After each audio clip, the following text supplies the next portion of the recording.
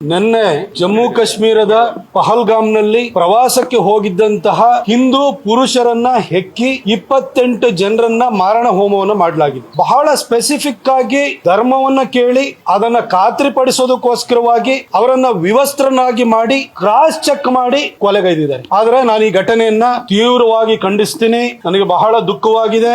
ಮುಸಲ್ಮಾನರು ಧರ್ಮಾಂಧರು ಅವರ ಧರ್ಮಾಂಧತೆ ಇದಕ್ಕೆ ಕಾರಣ ಅಂತ ಖಂಡಿತ ನಾನು ಹೇಳುವುದಿಲ್ಲ. ಆದರೆ ಈ ನಿರಭಿಮಾನಿ ಜಾತಿವಾದಿ ಬದ್ಧತೆ ಇಲ್ಲದ ಒಗ್ಗಟ್ಟಿಲ್ಲದ ಹಿಂದೂಗಳನ್ನ ನಾ ಕೇಳಲಿಕ್ಕೆ ಬಯಸ್ತೇನೆ. ಆ ಘಟನೆಯಲ್ಲಿ ಕೊಲೆ ಆಗಿರುವಂತಹ ಮಂಜುನಾಥ್, ನೀವು ಮಂಜುನಾಥ್ ಮುಂದೆ ರಾವ್ ಇದೆಯೋ ಶರ್ಮಾ ಇದೆಯೋ ಅಂತ ಅವ್ರು ಕೇಳಲಿಲ್ಲ. ನೀ ಹಿಂದೂನೋ ಅಲ್ವೋ ಅಷ್ಟೇನೆ ಕೇಳಿರೋದು. ನಿಮ್ ಮುಂದೆ ಮಂಜುನಾಥ ಗೌಡ ಆಗಿದ್ರು ಕೊಂದಿರೋರು, ಮಂಜುನಾಥ್ ಹಿರೇಮಠ ಆಗಿದ್ರು ಕೊಂದಿರೋರು, ಮಂಜುನಾಥ್ ಹಾಲಮತದವನಾಗಿದ್ರು ಕೊಂದಿರೋರು, ಮಂಜುನಾಥ್ ವಾಲ್ಮೀಕಿ ಆಗಿದ್ರು ಕೊಂದಿರೋರು, ಮಂಜುನಾಥ್ ಅಯ್ಯ ಆಗಿದ್ರು ಕೂಡ ಕೊಂದಿರೋರು. ಆದ್ರೆ ಮಂಜುನಾಥ್ ಒಂದು ವೇಳೆ ಮೊಹಮ್ಮದ್ ಆಗಿದ್ದಿದ್ರು ಬಿಡೋರು. ಇದನ್ನ ಅರ್ಥ ಮಾಡ್ಕೊಳ್ಬೇಕು ಈ ಹಿಂದೂಗಳು. ಈ ನಿರಭಿಮಾನಿ ಜಾತಿವಾದಿ ಬದ್ಧತೆ ಇಲ್ಲದ ಒಗ್ಗಟ್ಟಿಲ್ಲದ ಈ ಹಿಂದೂಗಳಿದಾರಲ್ಲ, ಈ ದರಿದ್ರ ಮನಸ್ಥಿತಿಯಿಂದ ಹೊರಗಡೆ ಬರಬೇಕು. ಈ ತರ ಘಟನೆಗಳಿದೇನು ಹೊಸದಲ್ಲ. ಆದ್ರೆ ಒಂದು ಯೋಚನೆಯನ್ನ ಮಾಡಿ, ಎಷ್ಟು ಘಟನೆಗಳಾಗಿದಾವೆ ನೋಡಿ. ಈ ಹಿಂದೆ 2000 ಇಸ್ವಿಗೆ ಹೋಗಿ ಇದೇ ಕಾಶ್ಮೀರದಲ್ಲಿ ಬಿಲ್ ಕ್ಲಿಂಟನ್ ಇಂಡಿಯಾಕ್ಕೆ ಬರ್ತಾ ಇದ್ರು. ಆ ಸಂದರ್ಭದಲ್ಲಿ ಚಾಟಿ ಸಿಂಗ್ಪುರ್ ಅಂತ ಹೇಳಿ ಅಲ್ಲಿ ಆ ಜಾಗದಲ್ಲಿ ಸಿಖ್ಖರನ್ನ ಹೆಕ್ಕಿ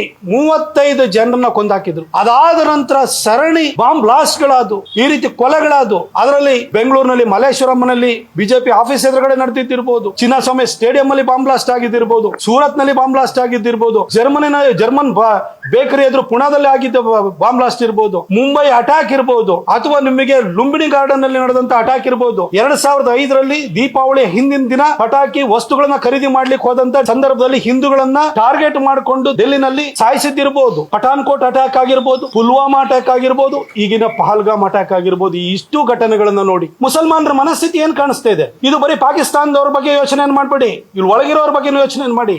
ಇಷ್ಟು ಘಟನೆಗಳಿಗೆ, ಈ ದೇಶದ ಒಳಗಡೆ ಇರುವಂತಹ ಘಟನೆಗಳಿಗೆ ಯಾರ ಸಹಕಾರ ಇಲ್ದಲೆ ಈ ಘಟನೆಗಳು ನಡೀಲಿಕ್ಕೆ ಸಾಧ್ಯವಾಗುತ್ತಾ? Local support ಇಲ್ದಲೆ? ಆದ್ರೂ ಯೋಚನೆ ಮಾಡಿ, ಇಷ್ಟು ಘಟನೆಗಳು, ಸರಣಿ ಘಟನೆಗಳು ನಡೀತಲ್ಲ.